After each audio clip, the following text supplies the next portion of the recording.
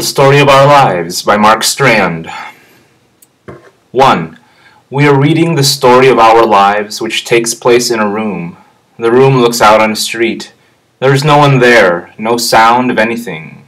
The trees are heavy with leaves. The parked cars never move.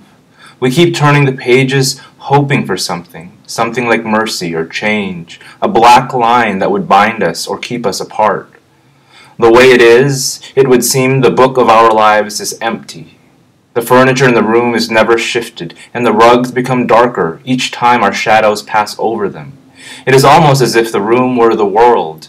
We sit beside each other on the couch, reading about the couch. We say it is ideal. It is ideal. 2. We are reading the story of our lives as though we were in it, as though we had written it. This comes up again and again. In one of the chapters, I lean back and push the book aside because the book says it is what I am doing. I lean back and begin to write about the book. I write that I wish to move beyond the book, beyond my life into another life. I put the pen down. The book says he put the pen down and turned and watched her reading the part about herself falling in love. The book is more accurate than we can imagine. I lean back and watch you read about the man across the street. They built a house there, and one day a man walked out of it. You fell in love with him because you knew that he would never visit you, would never know you were waiting. Night after night, you would say that he was like me. I lean back and watch you grow older without me. Sunlight falls on your silver hair. The rugs, the furniture, seem almost imaginary now. She continued to read. She seemed to consider his absence of no special importance, as someone on a perfect day will consider the weather a failure because it did not change his mind. You narrow your eyes. You have the impulse to close the book, which describes my resistance. How when I lean back I imagine my life without you. Imagine moving into another life, another book. It describes your dependence on desire. How the momentary disclosures of purpose make you afraid. The book describes much more than it should. It wants to divide us. 3. This morning I woke and believed there is no more to our lives than the story of our lives. When you disagreed, I pointed to the place in the book where you disagreed. You fell back to sleep and I began to read those mysterious parts you used to guess at while they were being written and lose interest in after they became part of the story. In one of them, cold dresses of moonlight are draped over the chairs in a man's room. He dreams of a woman whose dresses are lost, who sits in a garden and waits. She believes that love is a sacrifice. The part describes her death, and she is never named, which is one of the things you could not stand about her. A little later we learn that the dreaming man lives in the new house across the street. This morning, after you fell back to sleep, I began to turn pages early in the book. It was like dreaming of childhood. So much seemed to vanish. So much seemed to come to life again. I did not know what to do. The book said, in those moments it was his book. A bleak crown rested uneasily on his head.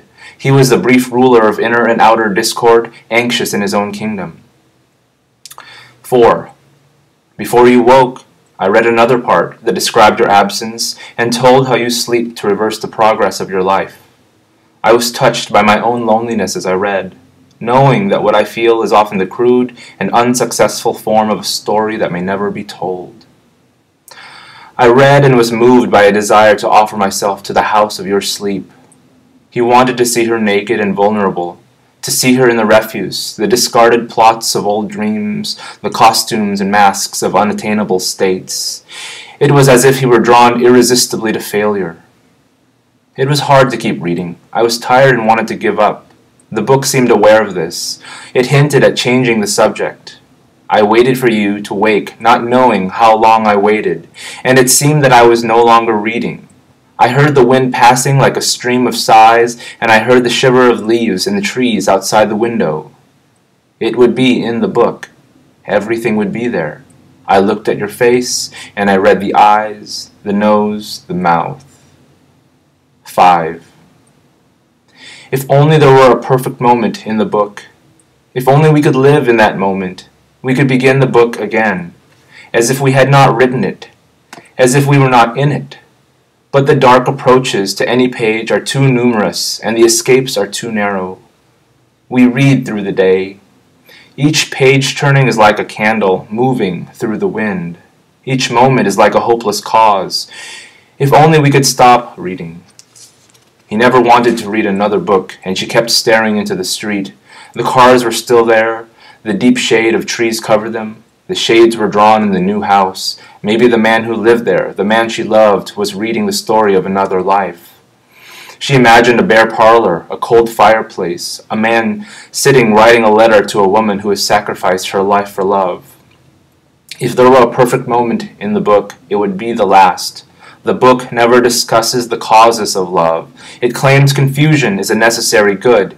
It never explains, it only reveals. 6. The day goes on. We study what we remember. We look into the mirror across the room. We cannot bear to be alone. The book goes on. They became silent and did not know how to begin the dialogue which was necessary. It was words that created divisions in the first place, that created loneliness. They waited. They would turn the pages, hoping something would happen. They would patch up their lives in secret, each defeat forgiven because it could not be tested, each pain rewarded because it was unreal. They did nothing.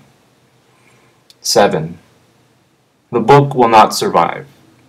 We are the living proof of that. It is dark outside, and in the room it is darker. I hear your breathing.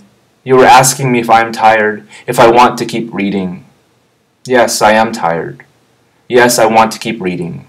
I say yes to everything. You cannot hear me. They sat beside each other on the couch. They were the copies, the tired phantoms of something they had been before.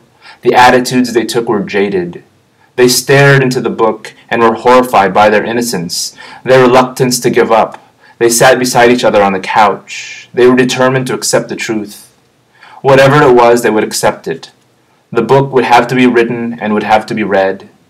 They are the book, and they are nothing else. That was Mark Strand, The Story of Our Lives.